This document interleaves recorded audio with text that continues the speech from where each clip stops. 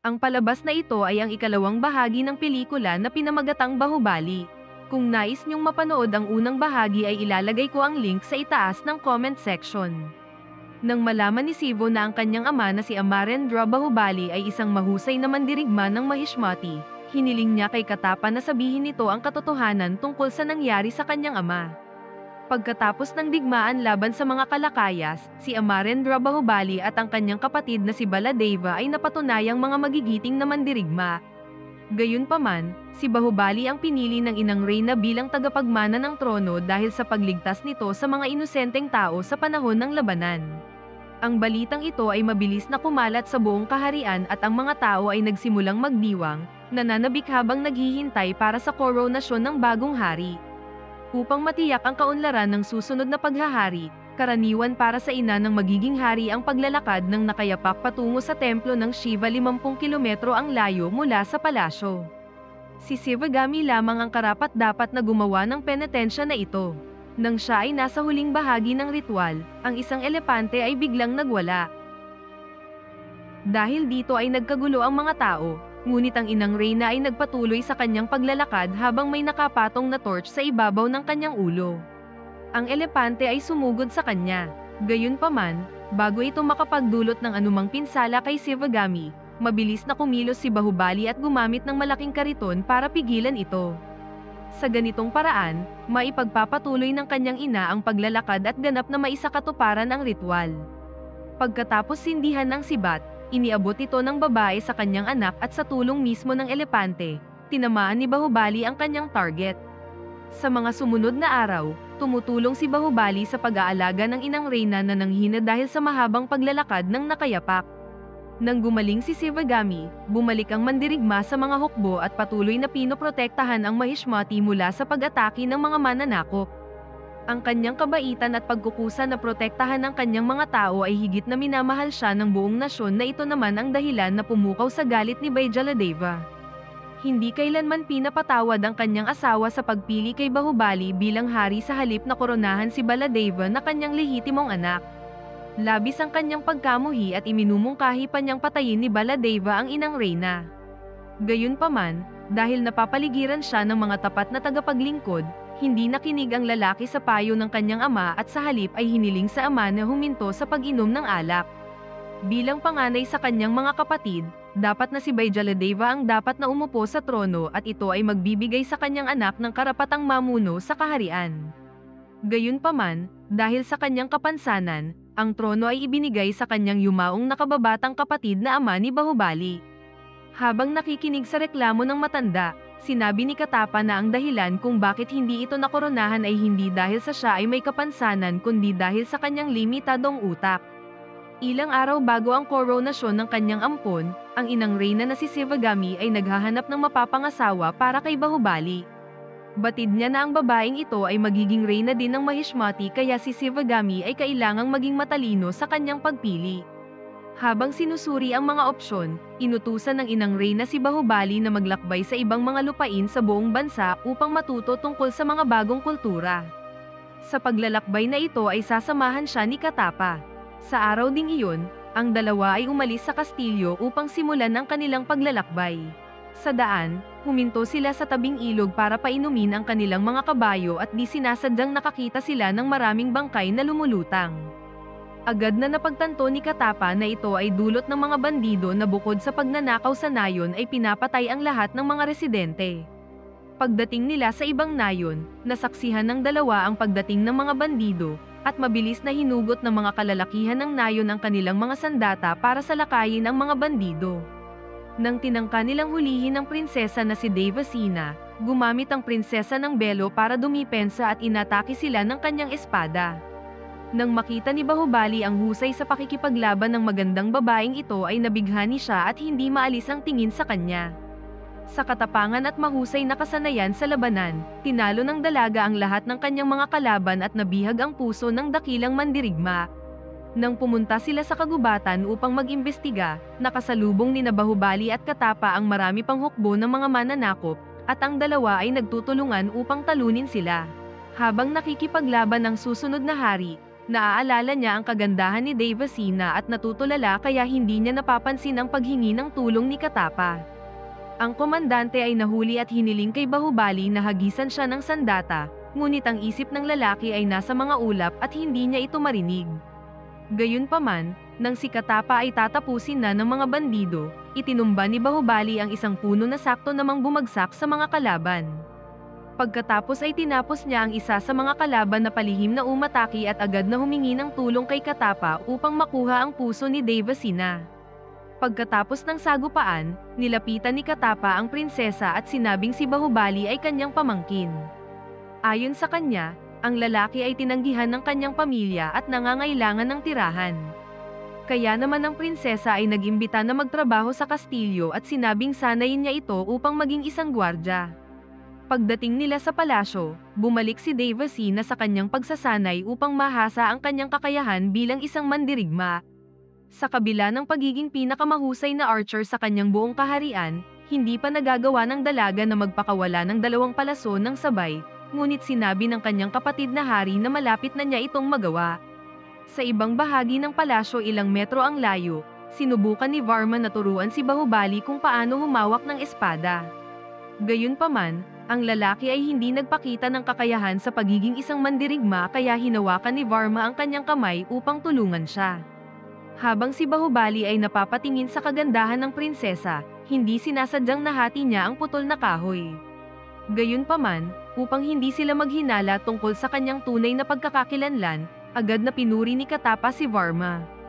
Kinaumagahan, binibisita ng prinsesa ang mga bukid ng kalapit na nayon upang alisin ang mga baboy ramo na sumisira sa mga pananim. Upang matulungan si Bahubali na mahasa ang kanyang mga kasanayan, inutusan ng prinsesa si Varma na isama ang lalaki sa pangangaso. Si Varma at ang prinsesa ay nagkaroon ng kompetisyon kung sino ang makakahuli ng pinakamaraming baboy ramo. Gayunpaman, si Devasena ay nagulat, ang isa sa kanyang mga palaso ay tumama sa palaso ng katunggali. At ang mga palaso ng kanyang katunggali ay tumama sa mga baboy ramo at ito ay kagagawan ni Bahubali. Ito ay pumukaw sa paghihinala ng prinsesa dahil siya ay itinuturing na pinakamahusay na archer sa buong kaharian. Nagsimulang maghinala si Devasena na si Bahubali ang may kagagawan sa naging tagumpay ni Varma. Sa pagmamasid sa kanyang mga kamay ay inihayag na siya ay may mga kalyo ng isang mandirigma na alam kung paano humawak ng espada. Upang subukan ito, pinilit siya ng prinsesa na makipaglaban sa isang ligaw na turo, ngunit sadyang binitawan ni Bahubali ang kanyang sibat at hinayaan ang kanyang sarili na salakayin ng turo. Si Devasena ay agad na nagmamadaling tumulong sa kanya at pagdating nila sa palasyo, ang dalaga ay nanatili sa kanyang tabi hanggang sa matanggap niya ang lahat ng kinakailangang medikal. Lumipas ang ilang araw, natanggap ni Baladeva ang balita na ang kanyang kapatid ay nasa kaharian ng Kuntala kasama si Katapa. Nang malaman niya na si Bahubali ay umiibig sa prinsesa at nakita ang larawan ng magandang babae, nagplano ang prinsipe na agawin sa kanya ang prinsesa. Hindi pa batid ni Shivagami na si Bahubali ay umiibig kay Devasena kaya't sinabi ni Baladeva sa kanyang ina na hindi niya mapigilang isipin ang dalagang iyon. Nakonsensya si Shivagami sa hindi pagbibigay ng trono sa kanyang lehitimong anak kaya naman ay nangako siya na ipapakasal niya ang prinsesa ng Kuntala sa kanya. Pagkatapos ay inutusan niya ang punong ministro na magpadala ng mamahaling alahas bilang regalo sa babae, at ihatid ang panukalang kasal sa kanya.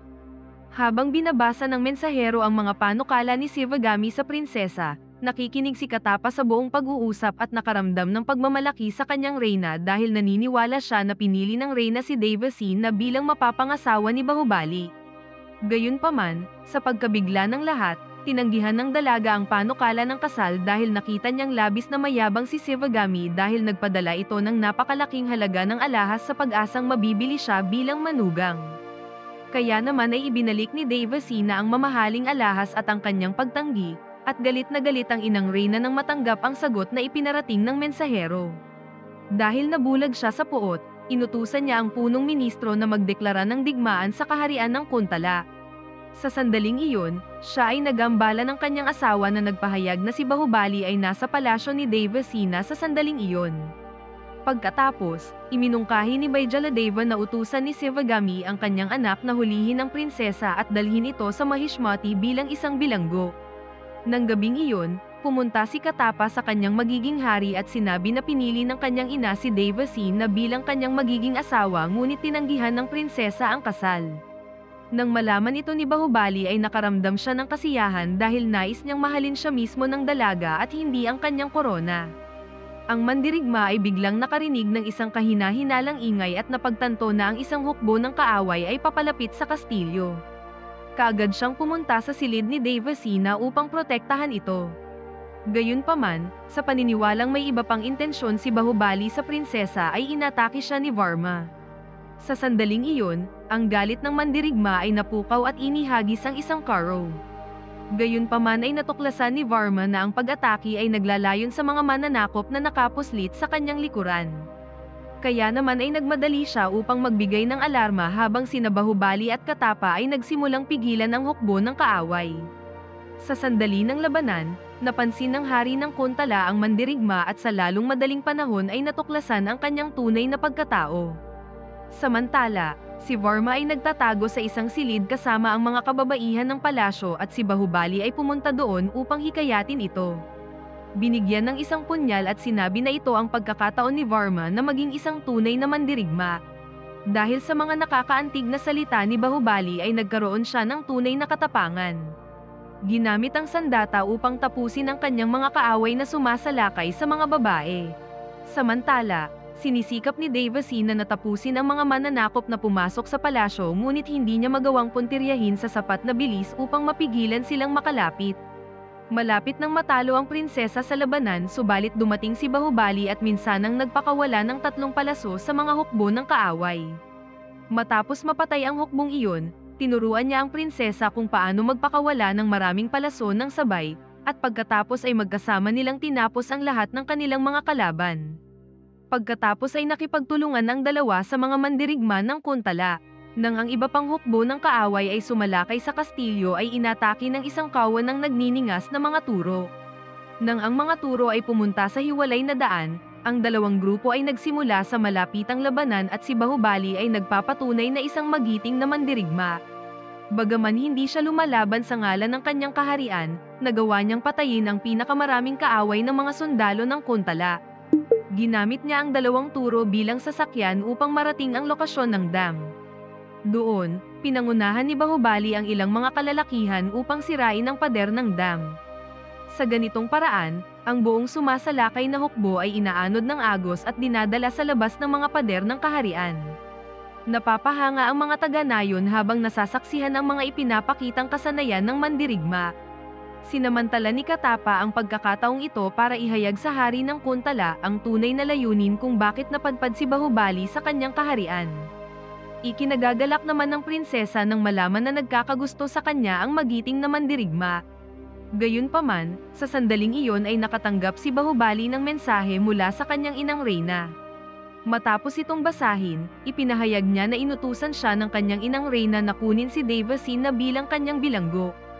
Bilang tugon, galit na sinabi ng prinsesa na mas gugustuhin niyang mamatay kaysa isuko ang kanyang dignidad. Matapang na inatake nito sa dibdib ang lalaki gamit ang isang torch at nabunyag na ang lalaki ay ang magiting na mandirigma na si Bahubali na tumalo sa hukbo ng mga kinatatakutang kalakayas. Pagkatapos ay ipinahayag niya na siya ay anak ni Shivagami at sinabi na pinili ng Reyna si Devassi na bilang kanyang mapapangasawa kahit na hindi nito alam na si Bahubali ay umiibig sa kanya. Sa sandaling iyon, hiniling ng susunod na hari ang kamay ng prinsesa para sa kasal at inanyayahan ito na samahan siya sa kanyang kaharian. Dahil si Devassi ay umiibig din kay Bahubali, tinanggap niya ang kahilingan at ipinangako ng lalaki na mula sa sandaling iyon ay poprotektahan ang prinsesa. Kinabukasan, naghanda ang dalawa sa pag-alis at sumakay sa isang bangka kasama si Katapa patungo sa kaharian ng Mahishmati. Matapos ang ilang araw na paglalakbay, narating nila ang kanilang destinasyon. Iginiit ni Katapa na hindi dapat mag-alala si Devassi na dahil ang lahat ng ito ay isang hindi pagkakaunawaan. Pagpasok sa palasyo, humingi ng tawad ang prinsesa sa ginawa niyang pang-iinsulto sa Reyna, at tinanggap ni Shivagami ang kanyang manugang. Gayunpaman, nang malaman ni Devassi na napinili siya ng inang Reyna bilang nobya ni Baladeva, ibinunyag ng prinsesa na umiibig siya kay Bahubali at sinabing ang isang prinsesa ang dapat pumili kung sino ang kanyang mapapangasawa. Nang marinig ito, naramdaman ni Shivagami na hinamon muli ang kanyang awtoridad kaya agad na inutusan ng mga gwardya na kunin ang babae at gawin itong bilanggo. Ngunit bago mahawakan ng mga sundalo ang prinsesa, nagsalita si Bahubali at sinabing ang sinumang mananakit sa prinsesa ay mararamdaman nito ang kanyang puot. Dahil dito ay sinabi ng inang reyna na kailangang pumili si Bahubali.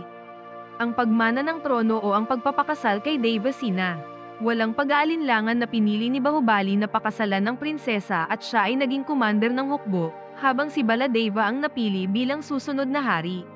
Nang dumating ang araw ng koronasyon, ginabayan ni Bahubali ang karwahe ng kanyang kapatid patungo sa banal na trono, at sa wakas ay natupad ni Baladeva ang kanyang pinakadakilang pangarap. Gayunpaman, nang si Bahubali ay hinirang na commander ng sandatahang lakas, ang lahat ng mga tao ng Mahishmati ay pumalakpak sa kanya at nagdiwang. Ito ay pumukaw sa labis na paninibugho kay Baladeva dahil alam niyang hindi siya kailanman mamahalin ng mga tao sa kanyang sariling kaharian. Di nagtagal ay nagpakasal sina Bahubali at Devasena. Sa loob ng ilang linggo matapos ang kasal, ang prinsesa ay nabuntis. Ang mag-asawa ay naghahanda ng isang salo-salo upang ipagdiwang ang pagbubuntis ng prinsesa, at ang inang reyna ay nagbigay ng kanyang basbas sa sanggol. Gayunpaman, kahit na lumipas ang ilang buwan ay kinikimkim pa rin niya ang mga hinaing tungkol sa kanyang anak at hindi pinapansin ang presensya ni Bahubali. Matapos matanggap ang basbas ng reyna, nakatanggap si Devasena ng regalo mula kay Varma na pumunta sa Mahishmati upang bisitahin ang mag-asawa. Pagkatapos ay lumapit si Haring Baladeva at sinabi na bilang regalo sa prinsesa ay tatanggalin niya si Bahubali sa kanyang tungkulin bilang komandante upang mas makasama niya ang kanyang asawa. Sa kabila ng pagkabigo ni Bahubali ay kaagad na sumunod sa utos ng bagong hari. Ito ay labis na ikinainis ni Devasena. Pagkatapos ay sinabi ng babae na ang kanyang asawa ang dapat pumalit sa trono ng Mahishmati. Ang kanyang kawalan ng paggalang ay lalong ikinagalit ni Shivagami. Pagkalipas ng ilang araw ay hinirang si Setupati bilang bagong commander ng hukbo, at ginagamit ang kanyang posisyon upang samantalahin ang mga kababaihan sa kastilyo. Gayunpaman, nang balak niyang hipuin ang prinsesa, agad na kinuha nito ang punyal na nakasukbit sa baywang ng lalaki at pinutol ang mga daliri nito. Yan ang napapala ng mga maniakis. Kaagad na dinala si Devasena sa korte upang humarap sa paglilitis. Patuloy siyang sumasalungat para ipagtanggol ang sarili laban sa mga paratang. Pagkalipas ng ilang minuto, nalaman ni Bahubali ang tungkol sa nangyari at agad na tinapos ang paglilitis bilang pagtatanggol sa kanyang asawa.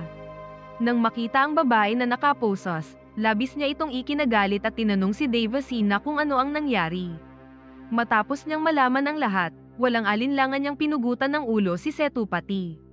Pagkatapos ay pinalaya niya ang prinsesa.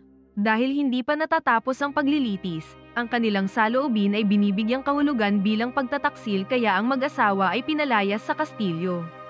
Sa kabila ng hindi na pagiging miyembro ng royalty, sinabi ng mandirigma na maglilingkod siya at iaalay ang kanyang buhay para sa Mahishmati. Sa pag-alis sa palasyo, ang mandirigma ay malugod na tinatanggap ng kanyang mga tao at isang karangalan na mabuhay kasama siya. Sa sunod na ilang buwan, si Bahubali ay nagtatrabaho tulad ng ibang lingkod, at si Devasena ay nasisiyahan sa hamak na buhay na kanilang kinagisnan. Sa kanyang katalinuhan at pagiging madiskarte, ang mandirigma ay nakakagawa ng mga kasangkapan upang mapadali ang mga gawain ng kanyang mga kasama at mas maging produktibo. Dahil sa inggit, pinagmamasdan ni Baladeva ang kanyang kapatid na nakikipag-ugnayan sa kanyang mga tao. Napagtanto niya na habang si Bahubali ay nabubuhay sa mundong ito ay palaging ituturing siya ng mga tao bilang hari. Upang malutas ang problemang ito ay nagpadala siya ng isang hitman upang patayin si Bahubali, ngunit ang hitman ay naharangan ng karamihan. Makalipas ang ilang oras, pumunta ang hitman sa hari at ibinunyag na nagawa ni Bahubali na makatakas mula sa pag-atake. Nang malaman ito ay agad na naglabas si Baladeva ng kautusan na patayin ang sarili niyang kapatid. Nakialam si Baijaladeva at sinabing masyado na itong lumalayo kaya sinusubukang pigilan ng anak sa maitim na binabalak. Gayunpaman, nagawa ni Baladeva na atakihin ang kanyang ama na nagsasabing papatayin din niya ito kung haharang ito sa kanyang kaparaanan. Nang umalis ang malupit na hari, lumabas si Varma mula sa pinagtataguan at tinulungan si Baijaladeva. Kinumbinsi siya ni Vijaladeva na ang pagpatay kay Baladeva ang tanging paraan upang mailigtas si Bahubali at ang kanyang asawa. Pagkatapos ay sinabi ng matanda na tutulungan niya ito sa kanyang misyon. Magbubukas ito ng isang lihim na daanan upang si Varma at ang kanyang mga kasama ay makapasok sa silid ng hari sa gabing iyon. Gayunpaman, nang makarating sila doon ay napagtanto ni Varma na siya ay nahulog sa isang bitag. Matapos nilang patayin ang lahat ng kanyang mga kaalyado, inatake niya ang mga sundalo at sinubukang salakayin ang hari, ngunit sinaksak siya ni Vijaladeva. Natuklasan niya na ang lahat ng ito ay isang panlilinlang upang i-frame up si Bahubali. Matapos patayin si Varma, hiniling ni Baladeva ang presensya ng inang Reyna sa kanyang silid kasama ang patotoo ng kanyang ama na inaakusahan si Bahubali na nagpadala ng kanyang kaalyado upang patayin siya. Nang marinig ito ay nabigla si Sivagami dahil hindi siya makapaniwala na ang kanyang pinakamarangal na anak ay may kakayahang gumawa ng gayong kataksilan. Dahil dito ay hindi niya nilayon na palayain si Bahubali sa kanyang parusa at sinasabing ang pagpatay kay Bahubali ay dapat magmukhang isang aksidente. Ito ay upang hindi magdulot ng pag-aalsa ng kanyang mga tao. Noong gabing iyon, inutusan si Katapa na kailangan itong gawin ang maruming gawain. At dahil nanumpa si Katapa na maglingkod sa korona, wala siyang magawa kundi sundin ang utos ng Reyna kahit na ito ay labag sa kanyang kalooban. Pagkalipas ng ilang oras, ibinalita kay Bahubali na si Katapa ay pinarurusahan dahil sa pagtataksil sa royalty at ang mandirigma ay agad na sumugod sa lokasyon upang iligtas ito. Samantala, ipinapanganak ng kanyang asawa ang kanilang unang sanggol. Pagdating sa lokasyon, nakita ni Bahubali ang kanyang dakilang kaibigan na nakatali habang nasa ibabaw ng apoy at agad naman niya itong pinalaya. Sa sandaling iyon, ang mandirigma ay tinamaan ng maraming palaso sa likod, at sinubukan ni Katapa na kumbinsihin siya na tumakas habang papalapit ang isang grupo ng mga barbaro. Gayunpaman, tumangging iwanan ang kaibigan. At pagkatapos tanggalin ang kanyang mga tanikala, ang mandirigma ay nagtakda ng digmaan. Siya ay nakipaglaban ng mag-isa at sa lalong madaling panahon ay sinamahan siya ni Katapa sa labanan na iyon. Gamit ang parehong espada na ginamit ng lalaki sa pag-atake sa kanyang mga kalaban, sinaksak niya si Bahubali sa likod. Bago mamatay, ang mandirigma ay nanindigan tulad ng isang tunay na bayani. Pagkatapos ay dumating si Baladeva at tuluyang pinatay ang kapatid. Sa sandaling iyon, inamin ni Baladeva na ang lahat ay plano niya upang si Bahubali ay maparusahan. Nang malaman ito ni Katapa ay nagsisi siya sa kanyang malaking pagkakamali na nagawa. Pagbalik sa palasyo, sinabi ng tapat na lingkod ni Sivagami na sinunod niya ang kanyang mga utos at pagkatapos ay ipinahayag ang katotohanan na ang Reyna ay nilinlang. Biglang pumasok si Devasena sa palasyo kasama ang kanyang bagong silang na anak na lalaki, at inihayag ni Katapa ang buong pangyayari. Hindi nagtagal, lumapit din ang hari at ang kanyang ama. Iniutos ni Vijaladeva na patayin din ang sanggol at ang kanyang ina. Ngayong alam na ni Sivagami ang buong katotohanan, lumapit ito sa kanyang manugang at humingi ng tawad sa lahat ng pagkakamaling nagawa nito sa kanya. Ikinalulungkot ng Reyna ang katotohanan na hinatulan niya ang kanyang pinakamamahal na anak ng hindi makatarungan. Bago ideklara ng lahat ng mga tao ng Mahishmati ang anak ni Amarendra Bahubali bilang hari na pinangalanan niyang Mahendra Bahubali, kinundena ni Sivagami si Baladeva para sa parusang kamatayan. Gayunpaman, bago malaman ng publiko ang utos na ito, inutusan ni Vijaladeva ang mga gwardya na patayin ang Reyna at ang sanggol. Gayunpaman, tinulungan ni Katapa si Sivagami na makatakas ngunit si Devasena ay nanatili sa palasyo dahil batid niyang hindi niya kakayanin na tumakas at kapapanganak pa lang niya. Bilang huling kahilingan, nakiusap ito kay Sivagami na iligtas ang buhay ni Mahendra, at sinabing maghihintay ito hanggang sa bumalik ang kanyang anak upang iligtas siya. Tatawid na sana si Sivagami sa ilog ngunit pinana siya ng kanyang sariling anak at nahulog ito sa tubig habang hawak pa rin ang apo. Matapos isagawa ang napakaraming kalupitan ay hindi pa rin nakontento si Baladeva. Dahil sa galit na nararamdaman niya kay Devasena, inutusan niya ang kanyang mga hukbo na sunugin ang kaharian ng Kuntala. Akala ng lahat ay patay na si Mahendra Bahubali ngunit nagawang iligtas ng kanyang lola bago tinangay ng rumaragas ang tubig. Lumipas ang 25 taon, ngayong nailigtas ni Sivo, na ang tunay na pangalan ay Mahendra Bahubali, ang kanyang ina na si Devasena, naghahanda na ang tagapagmana na kunin ang kanyang karapatan sa trono. Pagkatapos tipunin ng ilang mga kaalyado, si Mahendra at ang kanyang hukbo ay agad na sumugod sa Mahishmati. Nang malaman ito ay agad ding naghanda si Baladeva para sa isang digmaan. Pagtingin niya sa telescope, nakita niya si Devasi na napapalapit hawak ang pugot na ulo ni Badrudo na kanyang nakababatang kapatid at sa likuran nito ay si Mahendra Bahubali na kanyang pamangkin. Napagtanto ng hari na siya ay nahaharap sa isang malaking banta. Nang matanggap niya ang ulo ni Badrudo, ipinangako niya na ipaghihiganti niya ang pagpatay sa kanyang kapatid, at inutusan ang kanyang mga sundalo na salakayin ang hukbo ng kaaway. Sa umpisa ng laban, gumamit si Mahendra Bahubali ng isang bitag upang tapusin ang unang grupo ng kalaban. Samantala, pinangunahan ni Katapa ang mga mandirigma patungo sa battlefield. Sa sandali ng digmaan, lumitaw si Baladeva sa kanyang karwahe at pagkatapos patayin ang kapatid ni Devasena ay muli niya itong nadakip. Pagkatapos ay dinala niya ang babae pabalik sa palasyo.